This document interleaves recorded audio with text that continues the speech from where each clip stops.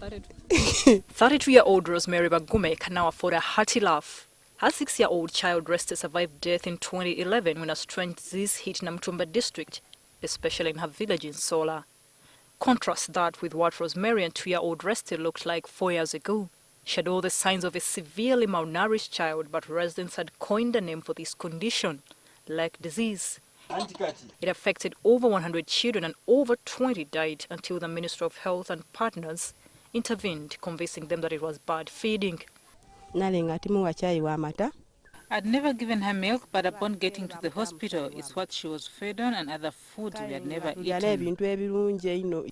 She blames poverty for the decision by parents to feed their children mostly on roasted maize and milled maize flour. Rosemary insists she has tried to balance Resti's diet. When I can, I give her milk. We also eat fish, chicken and meat, but right now we are off because of poverty. Most of the children in Namtumba district right now have improved tremendously compared to 2011 when they thought they had a strange disease, which turned out to be malnutrition. Their parents tell us that now they are more informed about the deficiencies. They know the signs to look out for. Margaret Baseka is taking a break from the garden to feed her malnourished 8-month granddaughter, Donontina Tibusobole. At first, some whites from Masese helped me with the ready-to-use feeds and treatment. Now I mill wheat for her, mixed with maize, sorghum, groundnuts and soya. It's all she feeds on. Baseka is in charge since Tibusobole's mother died. It's a struggle for the grandmother, but she knows she'll have a healthier grandchild. She also takes the baby for occasional checkups at Magada Health Center. And the malnutrition, in our management, we have 2 phases.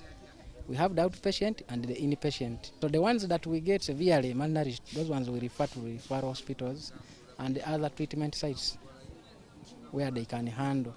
Asad Tegule, an enrolled nurse at Magada who also works in the nutrition clinic, says that Namtumba's malnourished children are reducing in number. For now, we get around a total of around 50-40 there in a month. Most of whom are moderately malnourished. We have got some restrictions. If it's moderate, we just do the counseling, teach the mother on how to prepare the feeds for the baby. But we don't give them those feeds. We are only now considering malnourished and HIV positives. But sometimes the moderate come back as severe. Children below 2 years of age and pregnant women are the most hard hit with the irreversible consequences such as stunted growth and impaired cognitive development, according to UNICEF. Esther Wamuno, a nutrition officer with UNICEF Uganda, says nutrition-sensitive and specific sectors need to merge. Nutrition-specific interventions that are addressing the immediate causes of malnutrition. For example, the dietary intake. But also the nutrition-specific interventions will be addressing some of the underlying causes of malnutrition.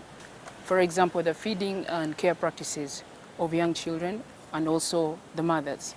The sensitive sectors address other underlying and basic causes, including education, which, according to a new report by the Uganda Bureau of Standards, UBOS, is wanting. Majority of our people either are primary graduates or they have not been to school. Uneducated people are most likely not to have nutritional information. They're the first to believe in superstitions. I remember when the child was sick, they warned us against getting injections. We started to fear the hospitals. Another sensitive sector is agriculture.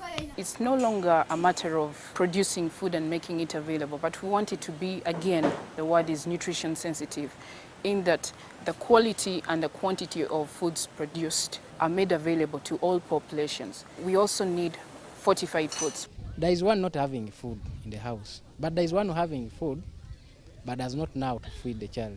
So when you educate, that one will learn. But the one who is not having, you need to empower in the other way around. Then we have these ones that the food is there, but due to other illnesses, like diarrhea, hygiene, even in the home, they have the food, but the child has got repeated infections. So what is getting is coming out. The country's new nutrition action plan seeks to have a multi-sectoral approach and calls for more investment in nutrition at all these levels. It's the way to go. It has benefits not just for health, but for all the other sectors. The 2014 Global Nutrition Report states that investing in nutrition is key to development efforts related to food, poverty, health, gender and employment. In the report, for every $1 invested in nutrition programs, there will be a return of $16 in economic benefits. That's about 48,000 Uganda shillings for every 3,000 invested. Malnutrition kills 3.1 million children under 5 and leaves 161 million stunted. Uganda has 33% of children under 5 stunted.